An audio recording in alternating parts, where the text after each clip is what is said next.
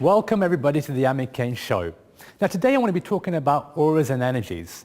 Do you ever find sometimes in life you feel really positive, or sometimes you just feel really low or negative without no explanation?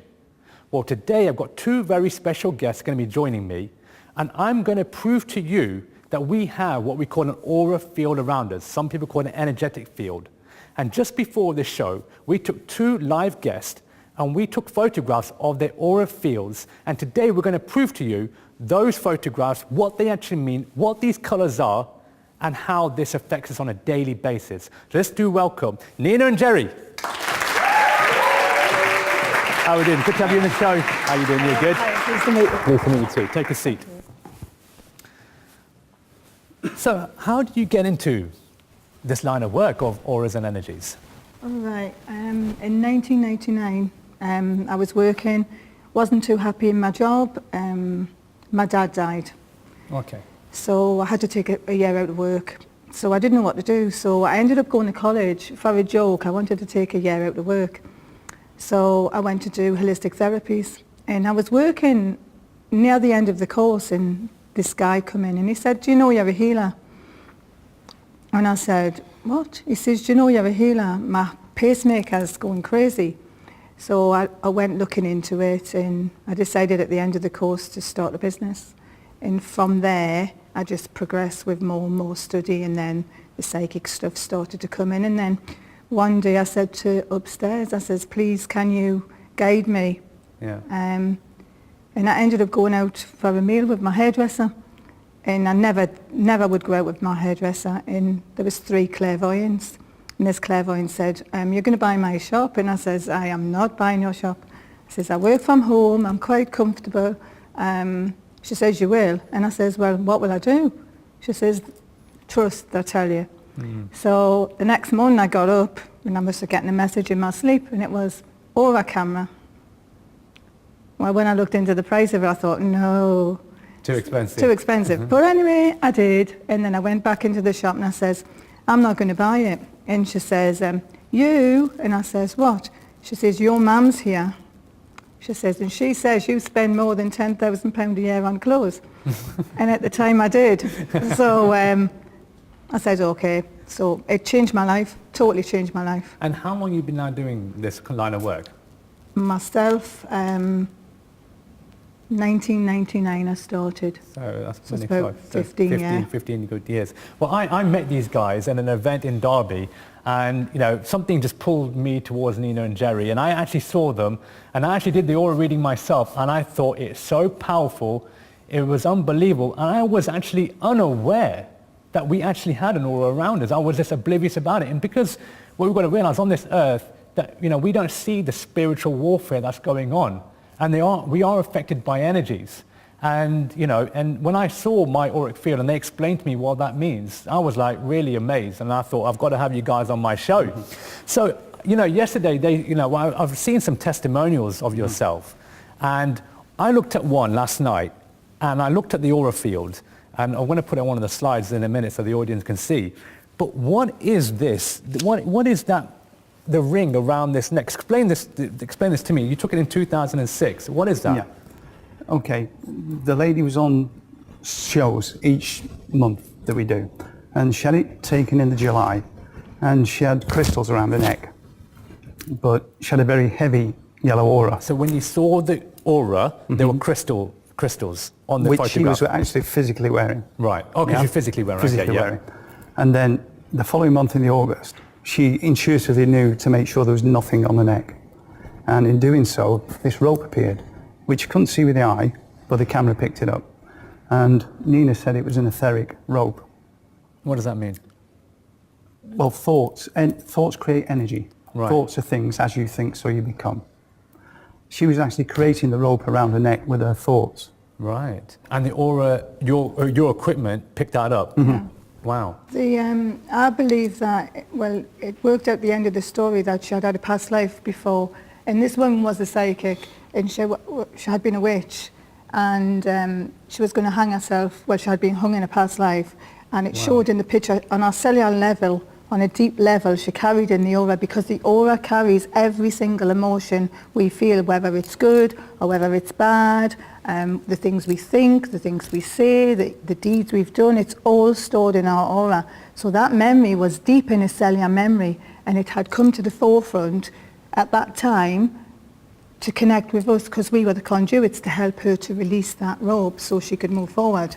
Wow. Wow. And so basically you and then a month later you took another aura picture of her, and it was actually gone, obviously, from the picture that we can see, and you helped to clear that. She shared the story that on the September one, during that 8-9 week period, she was clinically depressed on antidepressants, but having suicidal thoughts about the trees at the bottom of the garden. Wow. And that was creating the energy. Wow. On the Monday morning, she didn't have those thoughts. She came off the antidepressants. I've never been them since. Amazing, amazing. And I also looked at some of your work, and I was really amazed with another testimonial. And this is about C-CARA, C-CARA therapy. So tell me, what is C-CARA therapy? Because I've never come across it. I've never come across it before. Okay. Well, we call it C-CARA, Right. because there's two C's. Okay. It's collective consciousness, axiotonal realignment.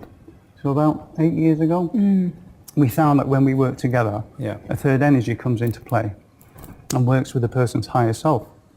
The higher self knows the past, the present, the future. It knows what you need to let go of and what you need to focus on.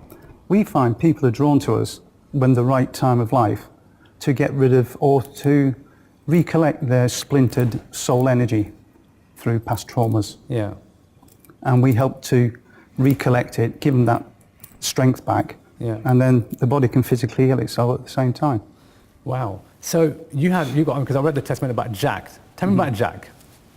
Well, the first time I seen Jack, I took his aura photograph. He was about 13, I think.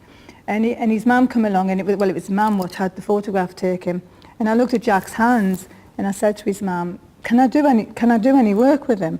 And she says, oh, yes. So I held his hands, and I did some karmic clearing inside. I didn't verbalise it, I just run through it in my head. And not expecting anything. And then it was on the Monday, I think, wasn't it? Can I just explain? His hands were covered in warts, about 20 or 30 on each hand, and they've been there for 2 years. Wow. So Nina tuned into whatever. I still don't know. I've lived with her for 10 years now, yeah. and I still don't know what she does. But she tuned into the hands, and then 2 days later they all fell off. Wow. An amazing story. It was. And then then later on he was in hospital after 3 months, right? Well, It was we've got about this picture over here. 12 months later. He'd been off school for 3 months. His lungs were packing up. He was on oxygen downstairs. He couldn't go upstairs. And she was going to bring him to Newcastle on the Monday. On the Thursday, they got an appointment for a biopsy at Queen's Med in Nottingham, and it went totally wrong. His lungs packed up. They filled him full of drugs, oxygen. Nothing was working, and the doctor said she was told to say goodbye to him, but she didn't. She got on the phone to Nina, and because she believed so much in what we'd done, From the warts. and then we started working with him distantly. And how do you do that? Because you didn't actually go and see him at the Queen's Medical. You did C-CARA therapy from a distance. What, through Skype, or how does it work? To me, Through the ether. yeah, and I think it's got to be with unconditional love. We really, really, really wanted to help that boy, and I think he Turned around that night, didn't he? Yeah. He's got damaged cortex. Yeah. He's now classed a modern medical miracle because he's underneath that, it's rewired itself. He was doing magician. He was learning to be a magician. He's now a computer engineer. So he's back to normal. Yeah, but you can't send healing to anyone. You've got to ask permission. You've got to have permission from that soul.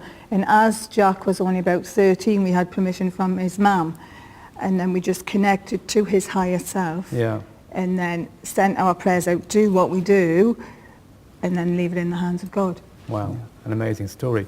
Well, I can talk to you guys all day, but that's all we've got time for. Now, don't go too far, because just before the break, well, before we shot this part, we took 2 live people from the audience, and we took their aura photograph. And when we come back from the break, Nina is going to actually explain to you what these aura colors mean. So don't go too far. We'll be back shortly.